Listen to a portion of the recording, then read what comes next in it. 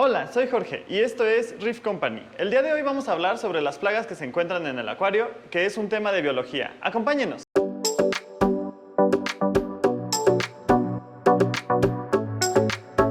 Lo primero que tenemos que entender es qué es una plaga en el acuario, y esto es bien importante en general, qué es una plaga, porque muchas veces denominamos unas cosas u otras plaga y al final lo que hay que entender es que cualquier organismo que existe en un ecosistema se puede convertir en una plaga, pero ningún organismo o una especie en específico es una plaga. Entonces, ¿a qué me refiero con esto? Que por ejemplo, las septáceas. Las septáceas son una de las plagas más comunes, pero son plagas comunes porque aquí en el acuario no tenemos su depredador. En el mar, las septáceas son uno más de los organismos que habitan en el arrecife, nacen y se la van comiendo los ángeles, se la van comiendo las lijas, los diferentes depredadores que hay, la mantienen a raya y juega su papel adentro del ecosistema grande del acuario, bueno, del arrecife en este caso. En el acuario lo que pasa es que traemos este organismo colado en algún frag, en alguna piedra, en alguna otra cosa, y no tenemos el depredador que se la come, porque los depredadores que se la come coinciden con que también comen los corales, y como tenemos que cuidar a los corales en el tanque porque son pocos, y si tuviéramos depredadores no alcanza para mantenerlos alimentados, no hay nadie que se coma las septáceas, y las septáceas empiezan a crecer de manera desmedida y se convierten en ese momento en una plaga. Lo mismo pasa con las planarias. Las planarias son de manera natural una más de la microfauna que está en el ecosistema y que sirven para alimentar a ciertos peces. Entonces, si nosotros ponemos estos peces que se las comen, la población se mantiene a raya y ya no tenemos ese problema de plaga con las planarias. Y lo mismo se puede decir de los copépodos, lo mismo se puede decir casi de cualquier cosa. Incluso un coral puede ser una plaga. Una senia punzante se puede volver plaga, un pólipo estrella, un zoántido, incluso las mismas acróporas, si tenemos las condiciones adecuadas y no hay el depredador, se vuelven plaga. Nada más que en este caso, este crecimiento excesivo lo aprovechamos y lo fragmentamos y lo empezamos a vender. El primer invertebrado del que les quiero hablar, que normalmente se convierte en una plaga, son las planarias. Las planarias son una familia muy grande de diferentes individuos. Hay muchas especies de planaria, tanto en el mar como en otros ecosistemas, y son un tipo de invertebrado que se reproduce de una manera muy fácil y es muy difícil de erradicar completamente, porque tiene dos maneras de reproducirse. La primera es de manera sexual, como todos los demás animales, pero también se reproduce de manera asexual, o lo que podríamos llamar por clonación, o sea que un mismo individuo se divide en dos, se vuelven dos individuos nuevos y ellos se van dividiendo también. Entonces, mientras haya un individuo que sobreviva en el acuario, las planarias nunca se van a erradicar. Lo que podemos hacer es controlar el brote primero cuando llegan a ser un brote con una expansión muy grande, y después meter un depredador que no permita que el brote vuelva a ocurrir, porque normalmente lo que pasa es que usamos tratamientos para eliminar a las planarias y sí se elimina el 90% de la población de planarias o el 99% de la población de planarias, pero al cabo de 3 o 4 meses volvemos a tener el mismo problema, se vuelve cíclico y realmente nunca acabamos con el problema de que se hagan plaga.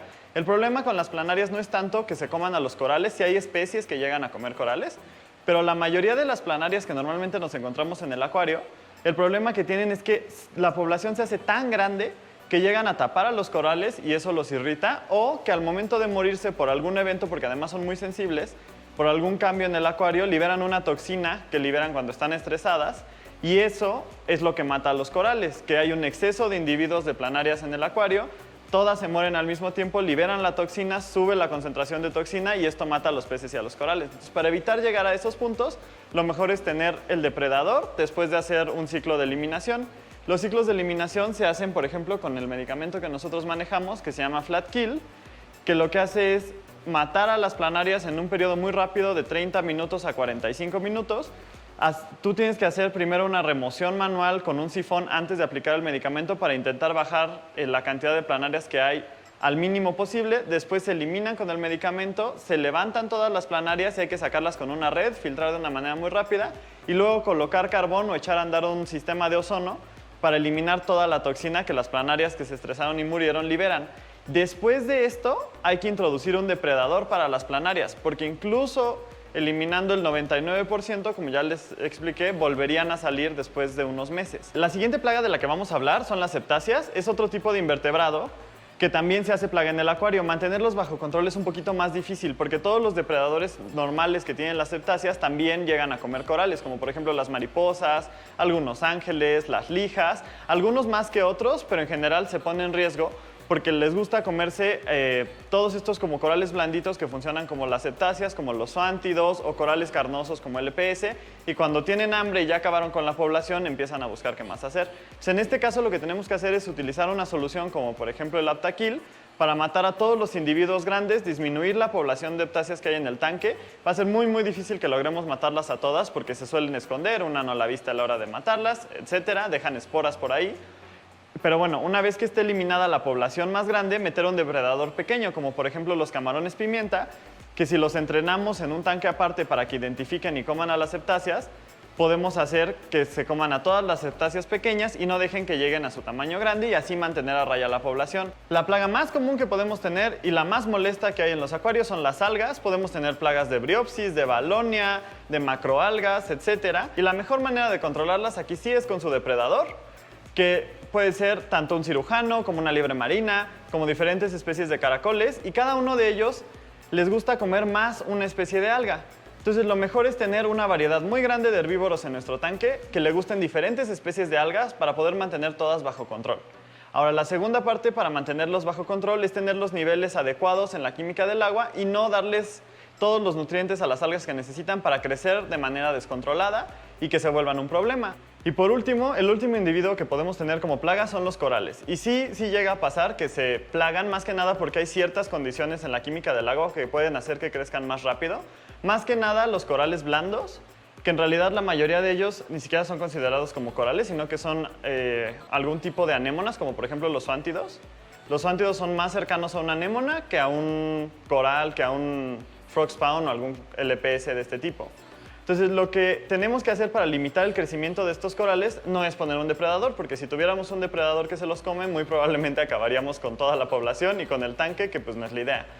Podemos estarlos fragmentando, pero también llega cierto punto con la senia, con los hongos, con los zoántidos, que incluso fragmentándolos tenemos una población demasiado grande. Pues para hacer el control de estos, lo que hay que hacer es controlar lo que hace que explote su población. Y estos son más que nada los nitratos y los fosfatos en los tanques, porque ellos tienen una capacidad mucho más grande de asimilarlos y de crecer utilizando estos nutrientes.